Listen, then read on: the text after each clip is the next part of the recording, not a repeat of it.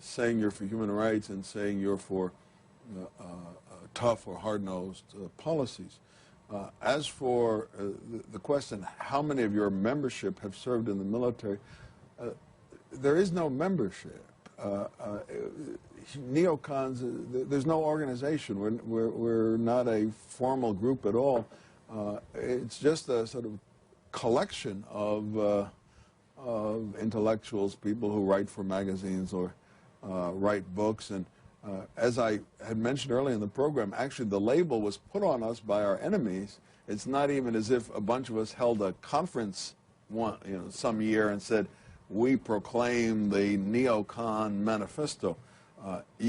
So I can't answer that question except for myself. I did not serve in the military, and I wish I had. I didn't.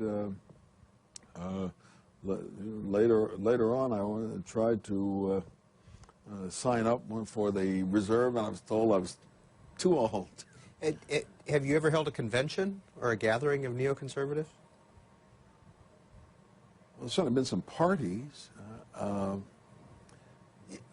Along the if you said this is a kind of political group that's been around for about 30 years or so, along the way there were a few organizations that were temporary organizations, lasted a few years, that neocons kind of flocked to. The one that I was most closely involved with was when we were all still Democrats, and there was a group called the Coalition for a Democratic Majority. It was headed initially by Scoop Jackson, who was a liberal Democratic senator, but also very hawkish on communist issues and foreign policy. And the other co-chairman was Hubert Humphrey, who was an old liberal, but also identified with the Cold War, not with the peace movement. And I originally came to Washington to work for that group. Then there were a couple of other groups. There was something called the Committee for the Free World, the Committee on the Present Danger. These were kind of ad hoc groups that came together for a few years to fight over certain issues, and neocons tended to join them or to come to their meetings, but it's all very loose kind of association. Next call for Josh Muravchik comes from Lagos, Nigeria. Go ahead. Hello, good morning. Good morning. Thank you for taking my call. I have two questions for the gentleman. And during the apartheid government of South Africa, what role did this group take against that government, and also in the struggle for independence from colonial masters? What role or what did they do if they are truly pushing for democratic values all over the world? What did they do in those instances? Name any article or any one of them who came forward to say anything against colonialism or against the government of South Africa. Thank you. Thank you for your call. Caller, can I ask, how are you watching C-SPAN right now? Caller is gone. South Africa and colonialism. I can't give you much of an answer about colonialism because, as I described before, neocons as a sort of distinctive group came to be defined sort of in the early 1970s, and the anti-colonial struggles, for the most part, were over by then. Those of us who were old enough were people who were on the liberal side, as I said, and were certainly very anti-colonial. As you pointed out, I was, in my youth, a leader of a young socialist group. I was certainly anti-colonial, but even by then, most of the colonial struggles were over. As for apartheid, we were equally strongly against that, well, the big debate here was in 1986, and it was about sanctions on lifting sanctions on U.S. companies or putting sanctions on U.S. companies that deal business. Where did you stand at that point? As best I can recall, I was I don't recall where I stood on the sanctions issue. I was very much against apartheid. I wrote against it. I wrote passionately against it, and I probably supported the sanctions. But there is a difference between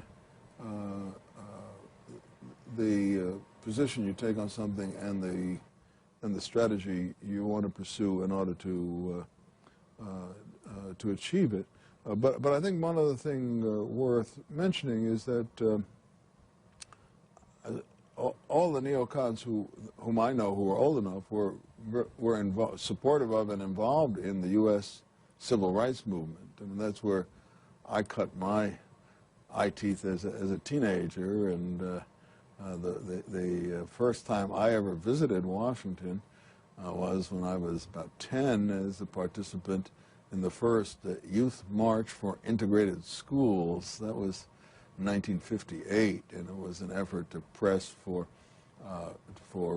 real fulfillment of the decision in Brown versus Board of Education in 1954, and by 1963, when there was the historical March on Washington where Dr. King gave his I Have a Dream speech, I was 15, but if you'll forgive me a boast, I was the captain of 2 busloads of marchers coming down here from New York. So I'm pretty proud of my own history in the civil rights movement, and I don't think that's atypical for neocons. Cross Junction, Virginia, Republican, you're on. Good morning. How you doing? Good. I'm really glad to hear a neocon's perspective, which is I think we need more neoconservatives. There's not enough of them to really insert that point of view. A couple points. One gentleman, a couple callers back, was talking about how Iran doesn't have the ability to deploy a nuke.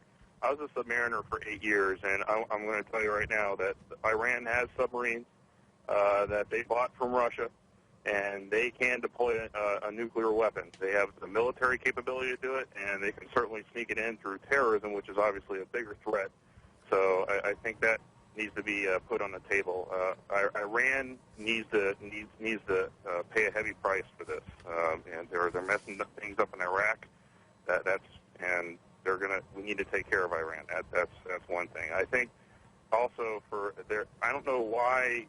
I guess maybe it's the word neo, but I don't know why the liberal view wants to attack the neoconservatives. Maybe they should be neoliberals, but I think that the view on the liberal side is if it's not happening here, it's not happening. And everybody just wants to turn a blind eye to what's going on overseas. And like you were saying, we have lots of enemies.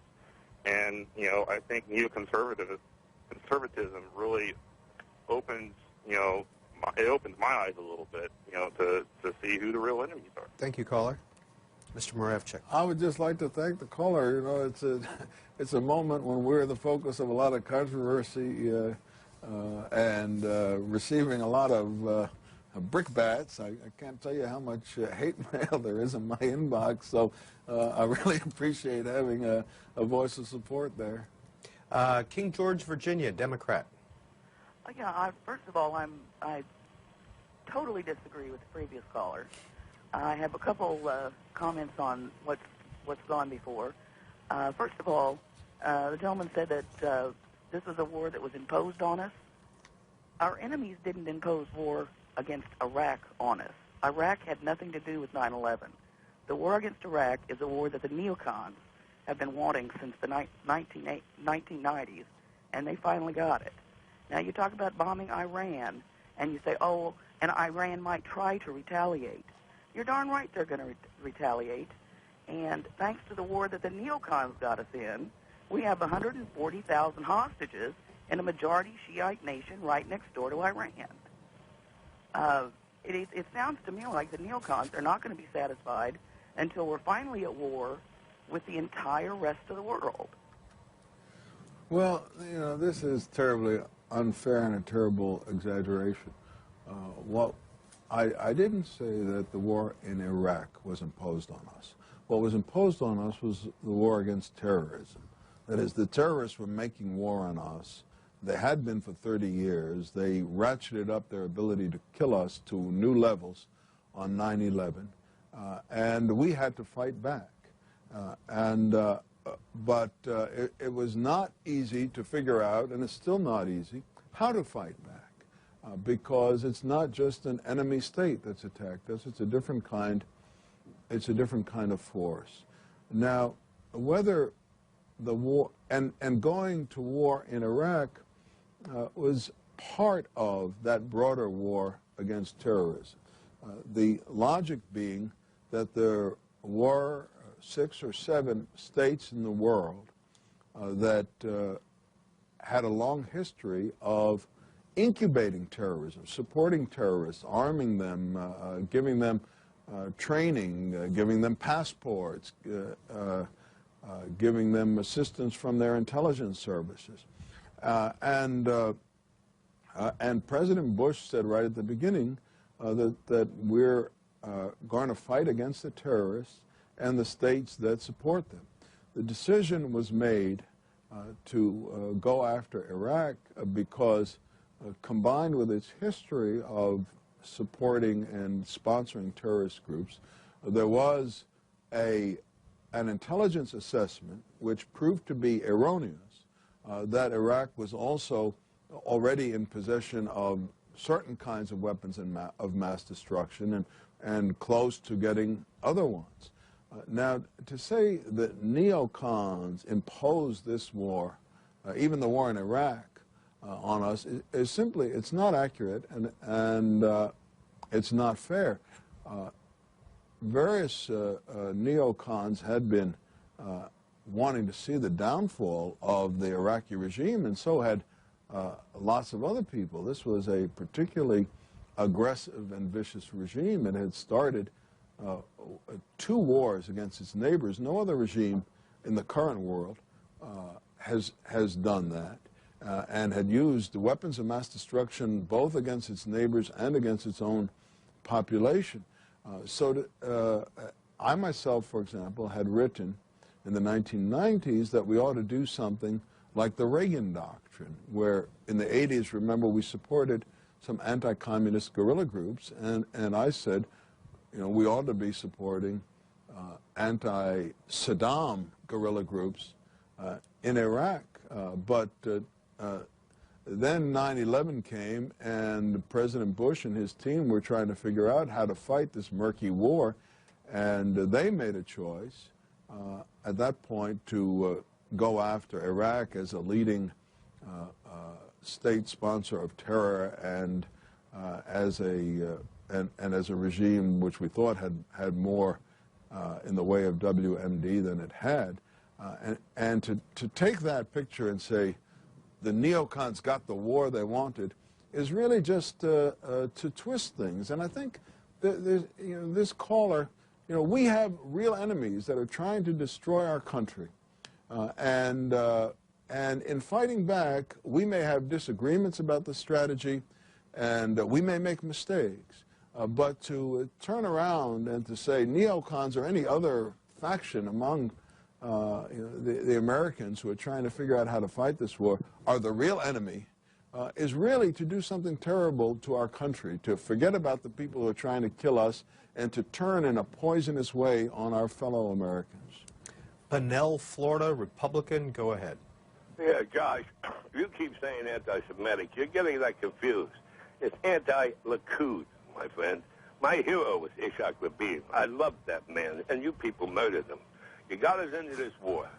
You got us into this war because you're having a land grab over there, you understand? Like we did to the Indians. None of you has ever been in the Army. You're willing to spend our blood and our fortune so that you can get more land over there. So don't stop trying to give us the baloney, pal. Mr. Muravchik, any comment?